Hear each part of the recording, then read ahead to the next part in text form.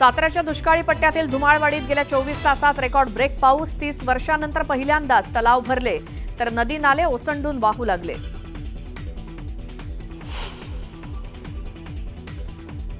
पुणे जिल्ह्याच्या भोरगिरी भीमाशंकर भागात मुसळधार पाऊस. भीमा नदीला पहिल्याच पावसात पूर. नदीवरचे अनेक पूल आणि बंधारे पाण्याखाली.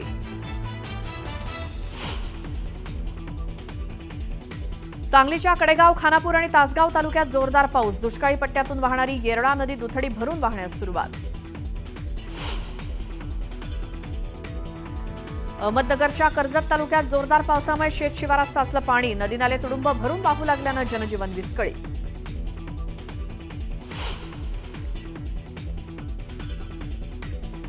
कोल्हापुरात सुरू असलेल्या मुसळधार पावसामुळे गांधी मैदानाला तळ्याचं स्वरूप. पाणी बाहेर जाण्यास जागा नसल्यामुळे 5 ते 6 फुटांपर्यंत साचलं पाणी.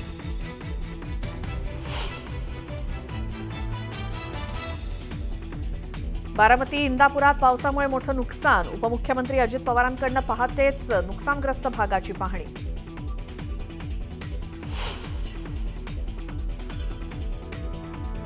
पलटण तालुक्यात मुसळधार पावसामुळे बाणगंगा नदीनं ओलांडली धोक्याची पातळी. नदीकाठच्या घरांमध्ये शिरलं पाणी.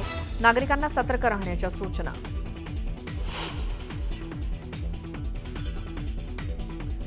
सोलापूर आणि सांगलीतही मुसळधार पाऊस. चंद्रभागा नदीची पाणी पातळी वाढल्यामुळे ब्रिटिशकालीन पूल पाण्याखाली तर कृष्णा आणि वारणा नदीच्या पाणी पातळीत वाढ.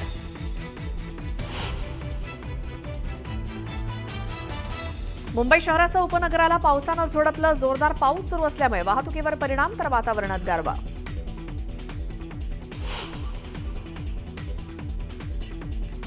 मुंबई शहर आणि उपनगरात सुरू असलेल्या पावसाचा लोकल सेवेला फटका. मध्य रेल्वेची वाहतूक 20 मिनिटं तर पश्चिम रेल्वेची वाहतूक 10 मिनिटं उशिरानं.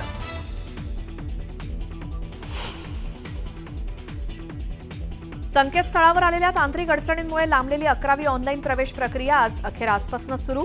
नाव नोंदणीसह महाविद्यालय पसंतीक्रम भरण्याची सुविधा उपलब्ध होणार.